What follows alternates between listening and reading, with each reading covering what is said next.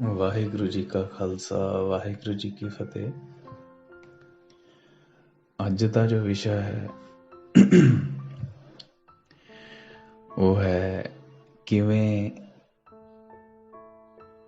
ਗ੍ਰਸਤ ਜੀਵਨ ਨੂੰ ਬੈਲੈਂਸ ਰੱਖਣਾ, ਕਿਵੇਂ ਨਾਮ ਵੀ ਜਪਣਾ, ਸਾਰੇ ਕਾਰਜ ਵੀ ਕਰਨੇ ਤੇ ਇਹ ਸਭ ਦੇ ਵਿੱਚ ਬੈਲੈਂਸ ਕਿੱਦਾਂ ਰੱਖਣਾ। ਕਿਉਂਕਿ ਕਈ ਵਾਰੀ ਅਸੀਂ ਦੇਖਦੇ ਹਾਂ ਕਿ ਕੋਈ ਨਾਮ ਤਾਂ ਬਹੁਤ ਜਪਦਾ ਪਰ ਗ੍ਰਸਤ ਜੀਵਨ ਦੇ ਵਿੱਚ ਝਮੇਲੇ ਨੇ,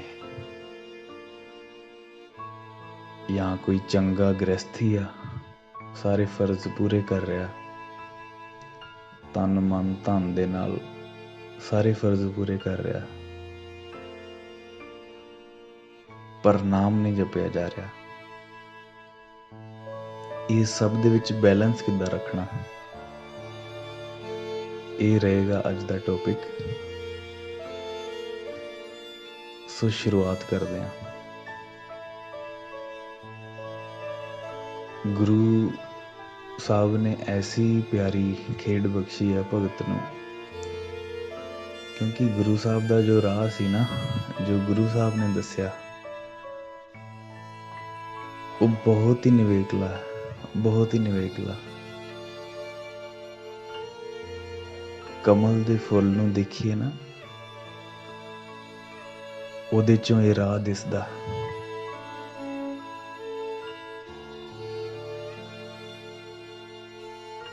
ਫਿਰ ਜਿਹੜਾ ਇਸ ਰਾਹ ਤੇ ਤੁਰ ਪੈਂਦਾ ਨਾ,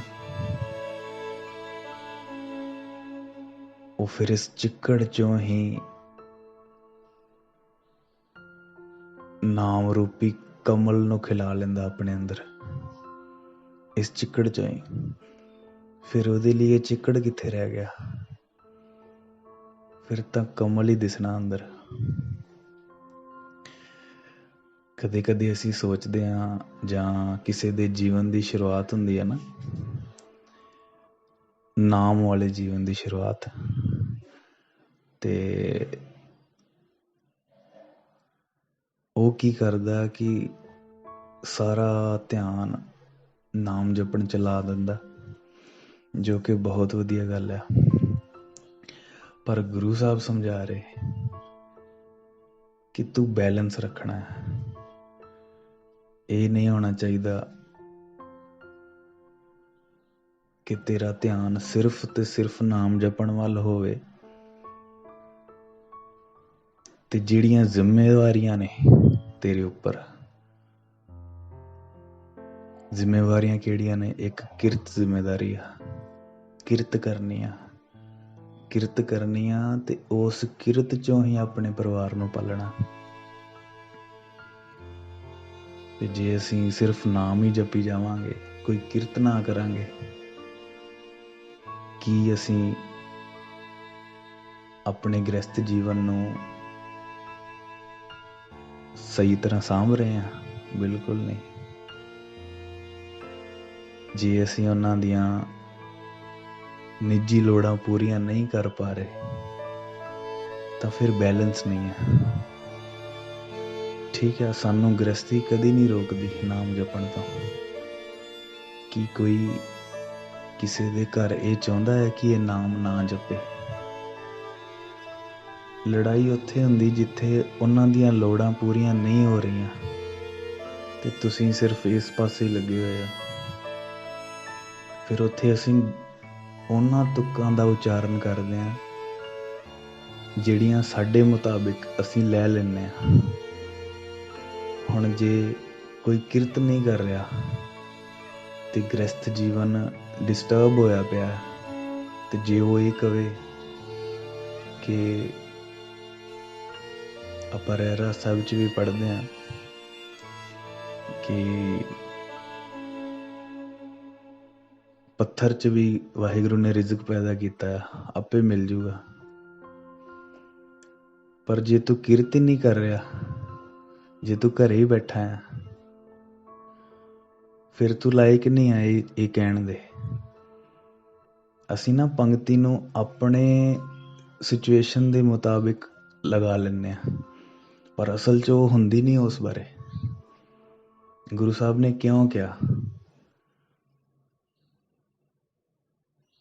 ਕਿ ਜਿਹੜੇ ਪੰਛੀ ਨੇ ਉਹ ਵੀ ਆਪਣੇ ਆਲਣੇ ਛੱਡ ਕੇ ਚੱਲ ਜਾਂਦੇ ਨੇ ਦਾਣਾ ਚੁਗਣ, ਕਿਰਤ ਲਿਆਉਣ, ਉਹਨਾਂ ਨੂੰ ਵੀ ਰਿਜ਼ਕ ਬਖਸ਼ਿਆ ਆ।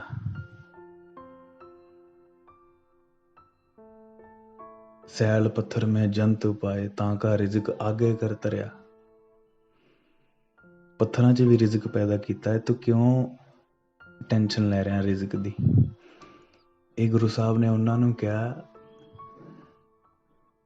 ਜਿਹੜੇ ਕਿਰਤੀ ਤਾਂ ਨੇ, ਪਰ ਸਾਰਾ ਜੀਵਨ ਬਸ ਉਹਦੇ 'ਚ ਹੀ ਲਗਾਇਆ ਹੋਇਆ, ਨਾਮ ਜਪਣ ਦੀ ਸੁੱਧ ਬੁੱਧ ਨਹੀਂ, ਆਪਣੇ ਸਪਿਰਿਚੁਅਲ ਜੀਵਨ ਦੀ ਕੋਈ ਸੁੱਧ ਬੁੱਧ ਨਹੀਂ, ਤੇ ਸਾਰਾ ਜੀਵਨ ਬਸ ਉਸੇ 'ਚ ਹੀ ਲਗਾਇਆ ਹੋਇਆ। ਉਹਨੂੰ ਕਿਹਾ ਗੁਰੂ ਸਾਹਿਬ ਨੇ ਕਿ ਭਾਈ ਤੂੰ ਨਾਮ ਵੀ ਜਪ, ਕਿਰਤ ਦੀ ਜ਼ਿਆਦਾ ਦਿੱਕਤ, ਉਹਦੀ ਟੈਨਸ਼ਨ ਨਾ ਲੈ ਜ਼ਿਆਦਾ, ਓਨਾ ਕੁ ਕਮਾ ਕੇ ਖਾ ਜਿਹੜਾ ਸ਼ਾਂਤ ਕਰ ਦੇਵੇ, ਨਾ ਕਿ ਇੰਨਾ ਇਨਵੋਲਵ ਹੋ ਜਾ ਕਿ ਤੈਨੂੰ ਨਾਮ ਭੁੱਲ ਜਾਵੇ। ਇਸ ਲਈ ਗੁਰੂ ਸਾਹਿਬ ਨੇ ਕਿਹਾ, ਪਰ ਜੇ ਤੂੰ ਹੁਣ ਇਹ ਕਵੇਂ ਕਿ ਮੈਂ ਕਿਰਤ ਨਾ ਕਰਾਂ ਤੇ ਉੱਥੇ ਇਹ ਪੰਕਤੀ ਗਾਵਾਂ, ਫਿਰ ਤੇਰੇ ਅੰਦਰ ਸੇਵਾ ਭਾਵ ਨਹੀਂ। ਫਿਰ ਜਿਹੜਾ ਤੂੰ ਪਰਿਵਾਰ ਪਾਲਿਆ ਹੈ, ਜਿਹੜਾ ਤੇਰੇ ਉੱਪਰ ਡਿਪੈਂਡ ਆ, ਉਹਨੂੰ ਕਿਹੜੇ ਖੂਹ 'ਚ ਸੁੱਟੇਗਾ। ਬੈਲੈਂਸ ਰੱਖਣਾ, ਬੈਲੈਂਸ। ਜੇ ਪਰਿਵਾਰ ਹੈਗਾ ਆ, ਉਹ ਤੇਰੀ ਜ਼ਿੰਮੇਵਾਰੀ ਆ। ਫਿਰ ਉੱਥੇ ਤੂੰ ਇਹ ਪੰਕਤੀ ਗਾ ਕੇ ਨਹੀਂ ਭੱਜਣਾ ਕਿ ਕੋਈ ਨਹੀਂ, ਵਾਹਿਗੁਰੂ ਦੇਣ ਵਾਲਾ। ਤੂੰ ਕਿਰਤ ਕਰੇਗਾ ਤੇ ਦੇਗਾ ਨਾ, ਤੇ ਉਹਨੇ ਕਿਰਤ ਤੋਂ ਕਦੀ ਵੀ ਮਨਾ ਨਹੀਂ ਕੀਤਾ। ਫਿਰ ਅਸੀਂ ਕਈ ਵਾਰੀ ਕੀ ਕਰਦੇ ਹਾਂ,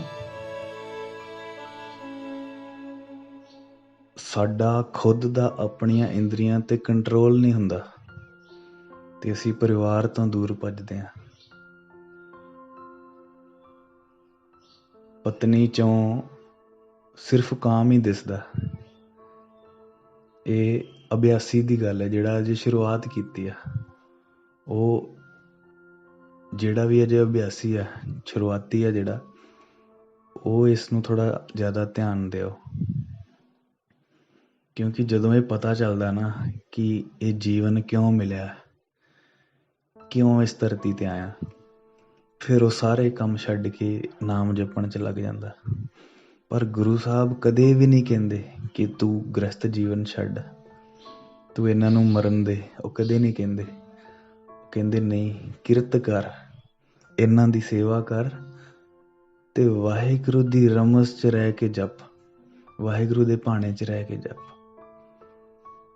ਗੁਰੂ ਸਾਹਿਬ ਨੇ ਕਦੇ ਵੀ ਝੁੱਗੀ 'ਚ ਨਹੀਂ ਵਾੜਿਆ ਕਿ ਬੈਠਾ ਰਹਿ ਇੱਥੇ, ਕਦੇ ਵੀ ਨਹੀਂ ਵਾੜਿਆ। ਠੀਕ ਆ, ਜੇ ਤੁਹਾਡਾ ਸਿਸਟਮ ਸਟਰੋਂਗ ਆ, ਤੁਹਾਡਾ ਕੁਛ ਵੀ ਨਾ ਕਰਨ ਤੇ ਵੀ ਜੇ ਸਰਦਾ ਆ, ਘਰ ਦੀਆਂ ਲੋੜਾਂ ਪੂਰੀਆਂ ਹੋ ਰਹੀਆਂ ਨੇ, ਤਾਂ ਕੋਈ ਦਿੱਕਤ ਨਹੀਂ। ਪਰ ਜੇ ਤੁਹਾਡੇ ਕਰਕੇ ਤੁਹਾਡੀ ਪਤਨੀ, ਤੁਹਾਡੇ ਬੱਚੇ, ਤੁਹਾਡੇ ਮਾਂ ਪਿਓ ਉਹ ਖਤਰੇ 'ਚ ਨੇ, ਜੇ ਉਹਨਾਂ ਨੂੰ ਰਿਜ਼ਕ ਨਹੀਂ ਮਿਲ ਰਿਹਾ,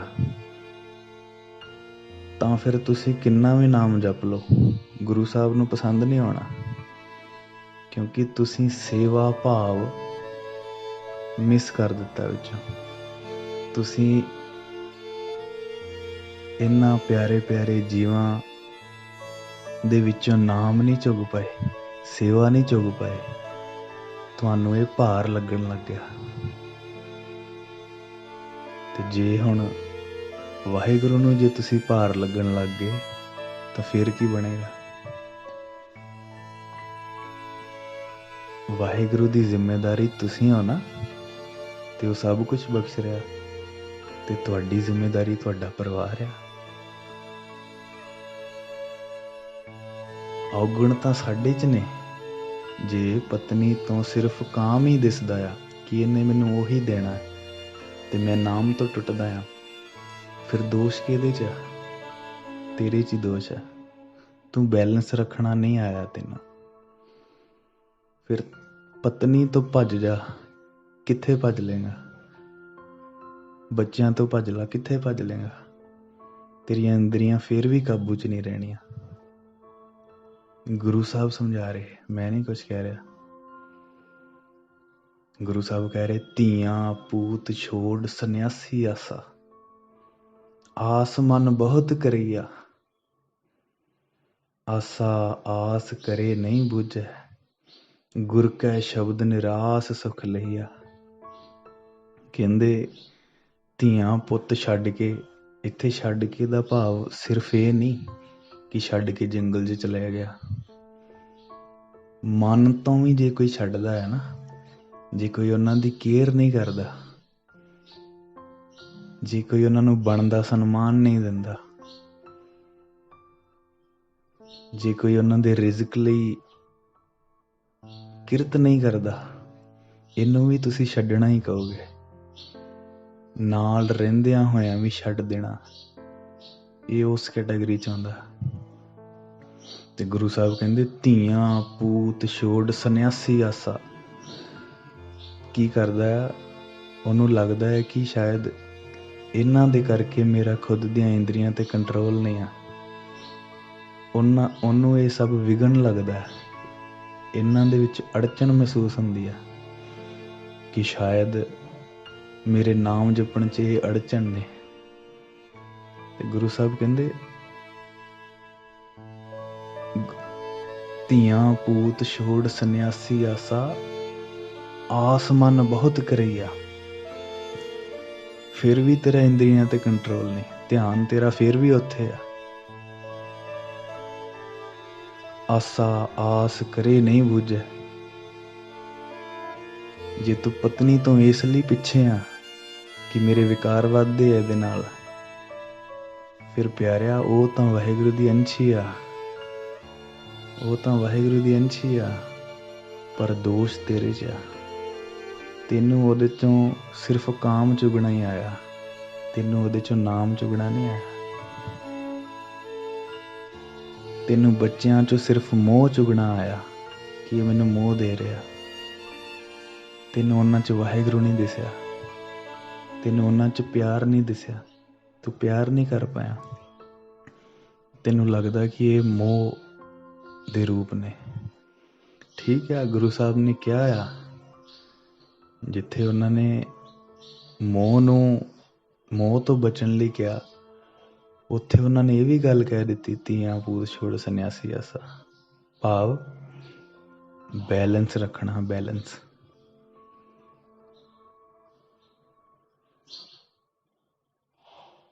ਆਸਾ ਆਸ ਕਰੇ ਨਹੀਂ ਬੁਝੈ, ਗੁਰ ਕੈ ਸ਼ਬਦ ਨਿਰਾਸ ਸੁਖ ਲਈਆ। ਇਹਨਾਂ ਤੋਂ ਦੂਰ ਰਹਿ ਕੇ ਵੀ ਜੇ ਤੇਰਾ ਇੰਦਰੀਆਂ ਤੇ ਕੰਟਰੋਲ ਨਹੀਂ ਆ, ਤੇ ਫਿਰ ਦੋਸ਼ ਤੇਰੇ 'ਚ ਆ। ਤੈਨੂੰ ਜੀਵਨ ਜਿਉਣਾ ਨਹੀਂ ਆਇਆ। ਜੇ ਤੂੰ ਕਾਮ ਤੋਂ ਭੱਜਦਾ ਆ, ਜੇ ਤੂੰ ਆਪਣੀ ਇਸਤਰੀ 'ਚੋਂ ਤੈਨੂੰ ਕਾਮ ਹੀ ਦਿਸਦਾ ਆ, ਜੇ ਤੈਨੂੰ ਹੋਰ ਕੁਛ ਦਿਸਦਾ ਹੀ ਨਹੀਂ ਆ, ਕੀ ਤੂੰ ਪਰਮ ਅਵਸਥਾ ਨੂੰ ਜਾਣ ਲਏਗਾ? ਕਦੀ ਵੀ ਨਹੀਂ। ਗੁਰੂ ਸਾਹਿਬ ਕਹਿੰਦੇ ਬਿੰਦ ਰਾਖ ਜੋ ਤਰੀਐ ਭਾਈ, ਖੁਸਰੈ ਕਿਉਂ ਨਾ ਪਰਮਗਤ ਪਾਈ। ਜੇ ਤੈਨੂੰ ਲੱਗਦਾ ਹੈ ਕਿ ਮੈਂ ਫਿਜ਼ੀਕਲ ਰਿਲੇਸ਼ਨ ਦੇ ਵਿੱਚ ਰਹਿਣ ਨਾਲ ਇਹ ਅੜਚਨ ਬਣਦੇ ਨੇ, ਮੈਂ ਨਾਮ ਤੋਂ ਦੂਰ ਹੁੰਦਾ ਫਿਜ਼ੀਕਲ ਰਿਲੇਸ਼ਨ ਦੇ ਵਿੱਚ ਰਹਿਣ ਦੇ ਨਾਲ, ਤਾਂ ਫਿਰ ਖੁਸਰਿਆ ਕਿਉਂ ਨਾ ਪਰਮਗਤ ਪਾਈ।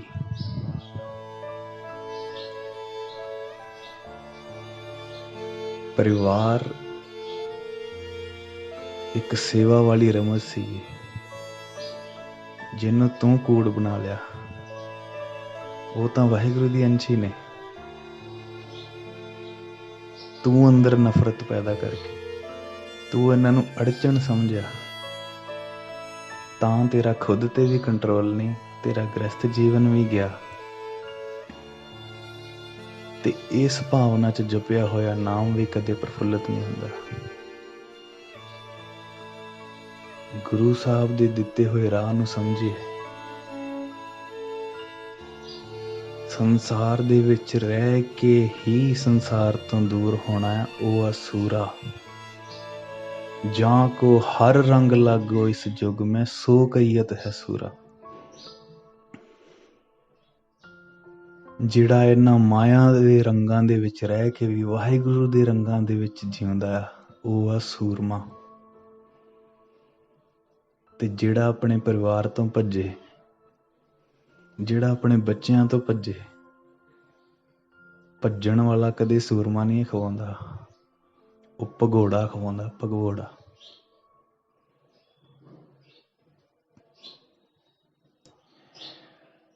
ਸਰੀਰਕ ਲੋੜਾਂ, ਮਾਨਸਿਕ ਲੋੜਾਂ, ਜੇ ਅਸੀਂ ਇਹਨਾਂ ਤੋਂ ਭੱਜਾਂਗੇ ਨਾ ਤੇ ਕਦੇ ਵੀ ਪਾਰ ਨਹੀਂ ਪਾ ਸਕਾਂਗੇ। ਫਿਰ ਕੁਐਸਚਨ ਇਹ ਉੱਠਦਾ ਕਿ ਅੰਦਰ ਵਿਕਾਰ ਉੱਠਦੇ ਨੇ, ਕੀ ਕਰੀਏ? ਗ੍ਰਸਥ ਜੀਵਨ, ਜੇ ਗ੍ਰਸਥੀ ਆ ਤੇ ਨਾਮ ਕਿੱਦਾਂ ਜਪੀਏ? ਗੁਰੂ ਸਾਹਿਬ ਨੇ ਬਹੁਤ ਹੀ ਆਸਾਨ ਤਰੀਕਾ ਦੱਸਿਆ ਹੋਇਆ। ਜੇ ਗ੍ਰਸਥ ਜੀਵਨ ਬੁਰਾ ਹੁੰਦਾ ਤੇ ਗੁਰੂ ਸਾਹਿਬ ਕਿਉਂ ਗ੍ਰਸਥ ਜੀਵਨ ਅਪਣਾਉਂਦੇ? ਗੁਰੂ ਸਾਹਿਬ ਦੇ ਵੀ ਬੱਚੇ ਨੇ, ਗੁਰੂ ਸਾਹਿਬ ਦੀ ਵੀ ਪਤਨੀ ਸੀ। ਫਿਰ ਕਿਵੇਂ ਗੁਰੂ ਸਾਹਿਬ ਨਾਮ ਦੇ ਵਿੱਚ ਰੰਗੇ ਸੀ? ਸਭ ਕੁਛ ਕਰਕੇ ਵੀ ਉਹ ਨਾਮੀ ਸੀਗੇ। ਹਰ ਬੋਲ 'ਚ ਨਾਮ ਹੀ ਸੀ। ਕਿਵੇਂ? ਕਿਉਂਕਿ ਉਹਨਾਂ ਨੇ ਗ੍ਰਸਥ ਜੀਵਨ ਨੂੰ ਇੱਕ ਸੇਵਾ ਰੂਪ ਦੇ ਵਿੱਚ ਸਮਝਿਆ। ਉਹ ਭੱਜ ਕੇ ਜੰਗਲਾਂ ਨੂੰ ਨਹੀਂ ਗਏ। ਜੇ ਗੁਰੂ ਸਾਹਿਬ ਨੇ ਉਦਾਸੀਆਂ ਕੀਤੀਆਂ, ਪੂਰਾ ਜਗਤ ਘੁੰਮਿਆ ਗੁਰੂ ਨਾਨਕ ਸਾਹਿਬ ਨੇ, ਉਹਦੇ ਪਿੱਛੇ ਇੱਕ ਪ੍ਰਚਾਰ ਦੀ ਰਮਜ਼ ਸੀਗੀ। ਉਹ ਪ੍ਰਚਾਰ ਕਰਕੇ ਫਿਰ ਵਾਪਸ ਆਪਣੇ ਗ੍ਰਸਥ ਜੀਵਨ 'ਚ ਹੀ ਸੀਗੇ। ਉਹਨਾਂ ਦੇ ਵੀ ਬੱਚੇ ਹੋਏ ਨੇ, ਉਹਨਾਂ ਨੇ ਹਰ ਇੱਕ ਲੋੜ ਪੂਰੀ ਕੀਤੀ ਆ, ਕਿਰਤ ਕੀਤੀ ਆ। ਤੇ ਗੁਰੂ ਸਾਹਿਬ ਪੂਰੇ ਜਗਤ ਦੇ ਗੁਰੂ ਨੇ ਤਾਂ ਵੀ। ਫਿਰ ਕੀ ਉਹ ਆਪਣੇ ਫਰਜ਼ਾਂ ਤੋਂ ਭੱਜੇ? ਕਦੇ ਵੀ ਨਹੀਂ।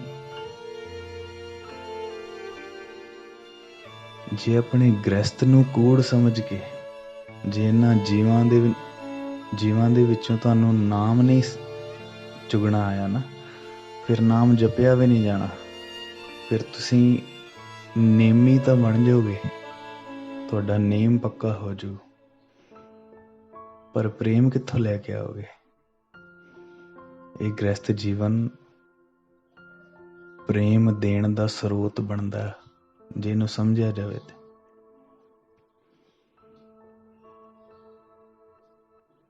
ਜੇ ਤੁਸੀਂ ਘਰ 'ਚ ਕੋਈ ਪੈਸਾ ਦੇਣਾ ਆ ਤੇ ਉਹ ਦੇਣ ਲੱਗਿਆਂ ਅੰਦਰ ਸੇਵਾ ਭਾਵ ਹੋਵੇ, ਵੀ ਲਓ, ਛਕੋ, ਖਾਓ, ਮੈਂ ਆਪਣਾ ਫਰਜ਼ ਅਦਾ ਕੀਤਾ, ਮੈਂ ਆਪਣੀ ਸੇਵਾ ਨਿਭਾਈ। ਹਰ ਚੀਜ਼ ਸੇਵਾ ਰੂਪ 'ਚ ਕਰਨੀ। ਜੇ ਪਤਨੀ ਖਾਣਾ ਦੇ ਰਹੀ ਹੈ, ਕਿਸੇ ਨੂੰ ਪਾਣੀ ਦੇ ਰਹੀ ਹੈ, ਉਹਦੇ ਅੰਦਰ ਸੇਵਾ ਭਾਵ ਹੋਵੇ। ਏਦਾਂ ਅੱਗੇ ਪੇਸ਼ ਕਰਨਾ ਜਿਵੇਂ ਮੈਂ ਆਪਣੇ ਵਾਹਿਗੁਰੂ ਲਈ ਲੈ ਕੇ ਆਈ ਹਾਂ।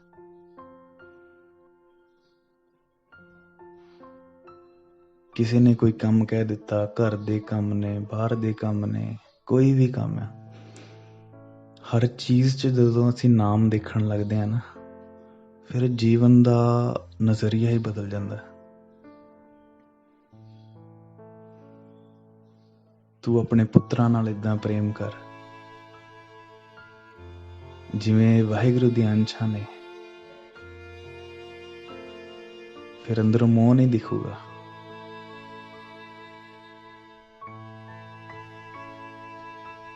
ਹਰ ਤੇਰੀ ਮੰਗ ਦੇ ਵਿੱਚ ਨਾਮ ਹੋਵੇ। ਐਸਾ ਜੀਵਨ ਬਖਸ਼ੋ ਆਪਣੇ ਗ੍ਰਸਥ ਨੂੰ ਕਿ ਉਹਨਾਂ ਦੀਆਂ ਲੋੜਾਂ ਪੂਰੀਆਂ ਹੋ ਜਾਣ। ਉਹ ਕਿਸੇ ਗੱਲੋਂ ਘੱਟ ਨਾ ਪੈਣ। ਤੇ ਇੱਧਰ ਤੁਸੀਂ ਆਪਣਾ ਨਾਮ ਜਪਦੇ ਰਹੋ। ਗ੍ਰਸਥ ਜੀਵਨ ਦੇ ਵਿੱਚ ਅੰਮ੍ਰਿਤ ਵੇਲਾ ਸਭ ਤੋਂ ਇੰਪੋਰਟੈਂਟ ਆ।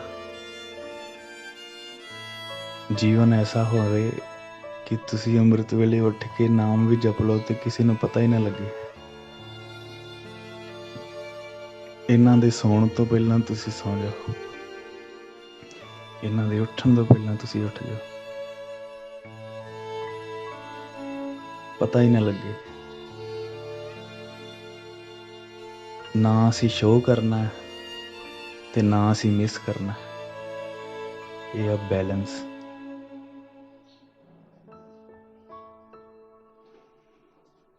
ਸੋ ਥੋੜ੍ਹਾ ਇਸ ਰਾਹ ਨੂੰ ਸਮਝੀਏ। ਤੁਹਾਡਾ ਹਰ ਕਾਰਜ ਕਰਦਿਆਂ ਕਰਦਿਆਂ ਨਾਮ ਜਪਣਾ, ਵਾਹਿਗੁਰੂ ਸਿਮਰਨ ਕਰਦੇ ਰਹਿਣਾ ਹੀ ਸਭ ਤੋਂ ਪਰਮ ਧਰਮ ਹੈ ਤੁਹਾਡਾ। ਕਦੇ ਵੀ ਇਹ ਨਹੀਂ ਸੋਚਣਾ ਕਿ ਕੋਈ ਸਪੈਸ਼ਲ ਟਾਈਮ ਮਿਲੂਗਾ ਤੇ ਬੈਠ ਕੇ ਕਰਾਂਗੇ। ਠੀਕ ਹੈ, ਮਿਲ ਗਿਆ ਤਾਂ ਵਧੀਆ, ਨਹੀਂ ਮਿਲਿਆ ਤਾਂ ਹਰ ਕਾਰਜ ਕਰਦੇ ਜਪਣਾ ਹੈ ਬਸ। ਰਿਜ਼ਕ ਲਈ ਓਨਾ ਕੁ ਜ਼ਰੂਰ ਭੱਜ ਲਓ ਜਿੰਨੀਆਂ ਕੁ ਲੋੜਾਂ ਪੂਰੀਆਂ ਹੋ ਸਕਣ।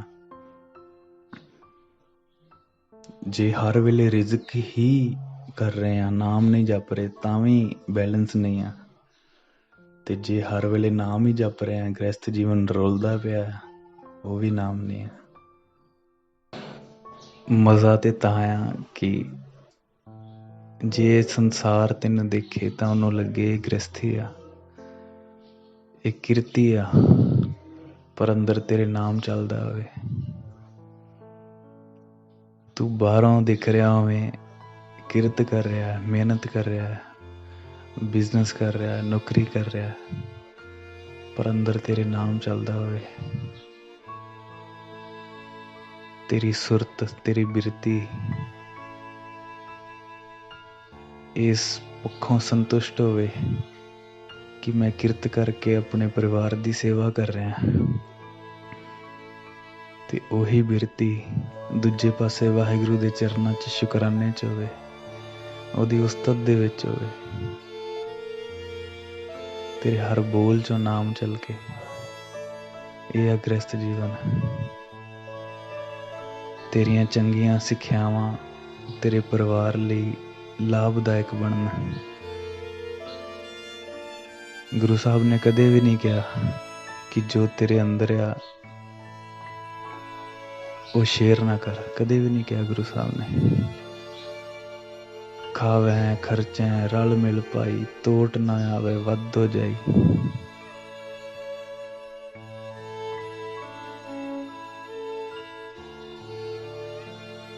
ਇਸ ਰਮਜ਼ ਨੂੰ ਸਮਝੀਏ ਤੇ ਮਿਲ ਕੇ ਚੱਲੀਏ। ਮਿਲ ਕੇ ਜਿਹੜਾ ਵੀ ਸੰਪਰਕ 'ਚ ਆ ਜਾਵੇ ਬਸ ਉਹਦਾ ਭਲਾ ਹੋ ਜਾਵੇ। ਫਿਰ ਚਾਹੇ ਉਹ ਪਰਿਵਾਰ ਆ, ਚਾਹੇ ਉਹ ਬਾਹਰੋਂ ਆ, ਕੋਈ ਵੀ ਆ, ਹਰ ਕਿਸੇ ਨਾਲ ਨਾਮ ਦੀ ਸਾਂਝ ਪਵੇ। ਤੇ ਘਰਦਿਆਂ ਨਾਲ ਵੀ ਸਿਰਫ ਪਰਿਵਾਰਿਕ ਸਾਂਝ ਨਾ ਹੋਵੇ, ਸੇਵਾ ਭਾਵ ਹੋਵੇ। ਜਦੋਂ ਹਰ ਕਾਰਜ ਸੇਵਾ ਰੂਪ ਕਰੋਗੇ ਨਾ, ਆਪਣੇ ਆਪ ਨਾਮ ਬਣ ਜਾਣਾ ਉਹਨੇ, ਆਪਣੇ ਆਪ ਬੰਦਗੀ ਬਣ ਜਾਣਾ ਉਹਨੇ। ਸਿਰਫ ਵਾਹਿਗੁਰੂ ਵਾਹਿਗੁਰੂ ਜਪਣਾ ਹੀ ਨਾਮ ਨਹੀਂ ਆ। ਜਦੋਂ ਨਾਮ ਜਪਦੇ ਜਪਦੇ ਕਿਰਤ ਕਰੋਗੇ, ਨਾਮ ਜਪਦੇ ਜਪਦੇ ਸੇਵਾ ਕਰੋਗੇ, ਆਪਣੇ ਪਰਿਵਾਰ ਦੀ, ਬੱਚਿਆਂ ਦੀ, ਹਰ ਕਿਸੇ ਦੀਆਂ ਲੋੜਾਂ ਪੂਰੀਆਂ ਕਰੋਗੇ ਨਾਮ ਜਪਦੇ ਜਪਦੇ। ਜਦੋਂ ਵੀ ਤੁਹਾਡੇ ਕੋਲ ਕੋਈ ਆਏਗਾ, ਕਿਸੇ ਲੋੜ ਨੂੰ ਅੱਗੇ ਰੱਖੇਗਾ, ਤੇ ਤੁਹਾਡੇ ਅੰਦਰ ਇੱਕ ਚਾਅ ਹੋਵੇ ਕਿ ਹਾਂ ਆਹ ਮੈਂ ਪੂਰੀ ਕਰਨੀ ਆ, ਸੇਵਾ ਰੂਪ ਦੇ ਵਿੱਚ। ਅੰਦਰ ਵਾਹਿਗੁਰੂ ਵਾਹਿਗੁਰੂ ਜਪ ਰਹੀ ਹੋਵੇ ਰੂਹ, ਤੇ ਨਾਲ ਹੀ ਇੱਕ ਸੇਵਾ ਭਾਵ ਹੋਵੇ। ਇਹ ਪਰਿਵਾਰ ਭਾਰ ਨਾ ਬਣੇ। ਉਹਨੂੰ ਕਹਿੰਦੇ ਆ ਭਗਤ, ਉਹਨੂੰ ਕਹਿੰਦੇ ਆ ਨਾਮੀ। ਤੇ ਭੱਜਣ ਵਾਲੇ ਨੂੰ ਭਗੌੜਾ ਹੀ ਕਹਿੰਦੇ ਆ, ਨਾਮ ਹੀ ਨਹੀਂ ਕਹਿੰਦੇ। ਅਸੀਂ ਭਗੌੜਾ ਨਹੀਂ ਬਣਨਾ, ਨਾਮ ਹੀ ਬਣਨਾ ਹੈ। ਕਿਉਂਕਿ ਗੁਰੂ ਸਾਹਿਬ ਕਹਿ ਰਹੇ,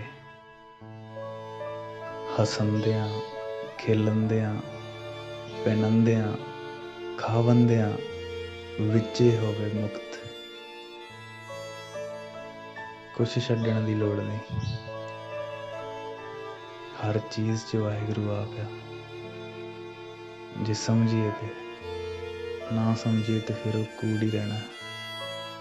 ਵਾਹਿਗੁਰੂ ਜੀ ਕਾ ਖਾਲਸਾ, ਵਾਹਿਗੁਰੂ ਜੀ ਕੀ ਫਤਿਹ।